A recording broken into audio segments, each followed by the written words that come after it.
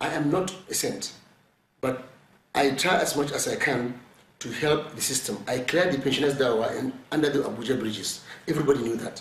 Now, when I gave them that, the minister thought, oh, come on, that was impossible. When he got back, he realized I gave him a correct information, intelligence.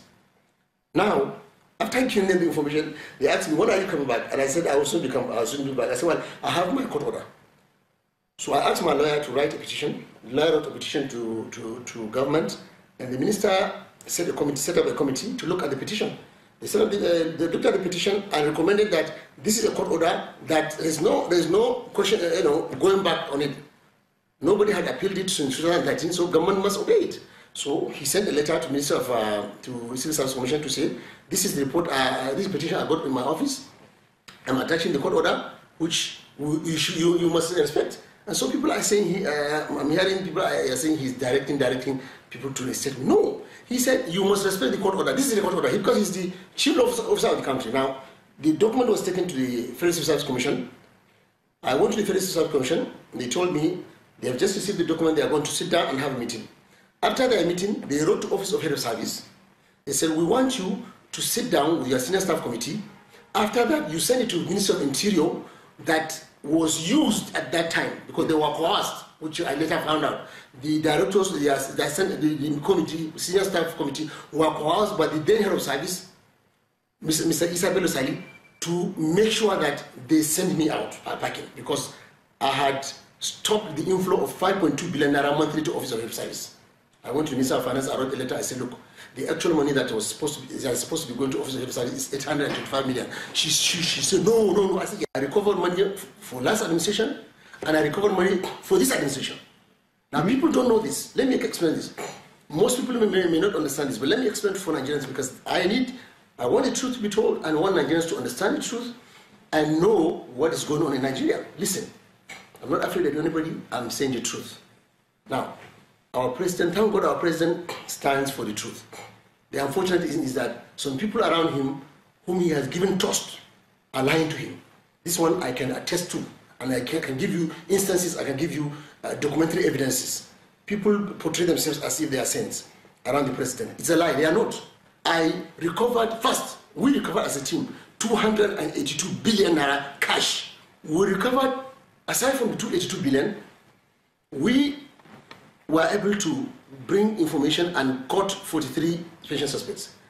1.6 trillion naira cash, investment, and properties were recovered. Now, they are threatening me, they are threatening my lawyer, they have threatened my brothers, sisters, they have threatened us all that I will be killed.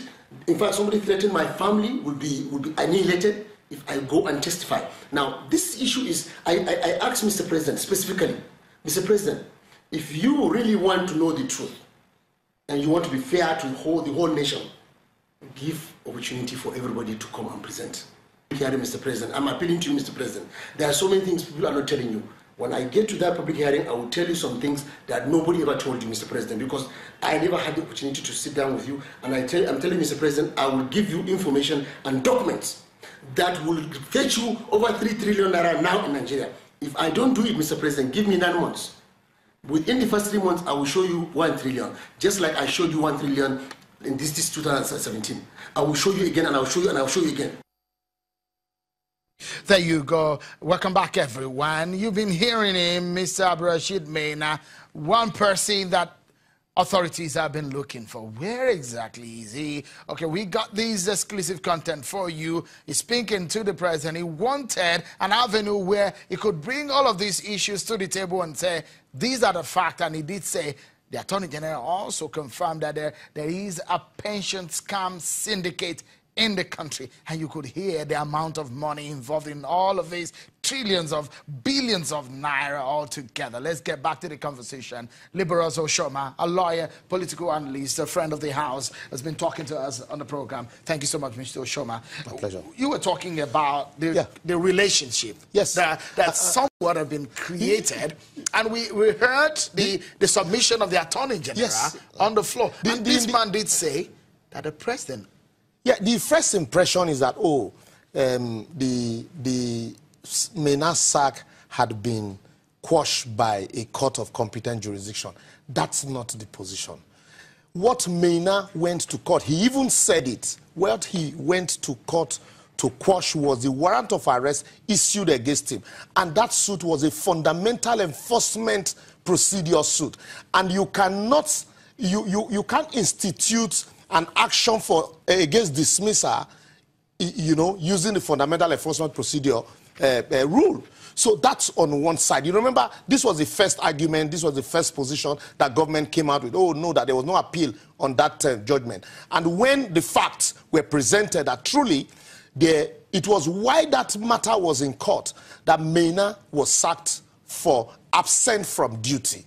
It was why that matter of enforcing his fundamental right against the warrant issued by the Senate was in court that Maina was sacked from duty. And thereafter, in 2015, EFCC investigated Maina. Nobody is saying Maina did not recover money.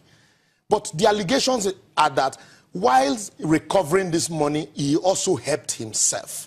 All of this revelation we are hearing would have been better if Maina comes to court, employ a lawyer like he employed while he was charged. That it's As I speak to you now, El Zazaki is under protective custody according to the federal government. The former National Security Advisor is under protective custody according to the federal government. So that same federal government cannot protect Maina to give all of the revelation to defend himself.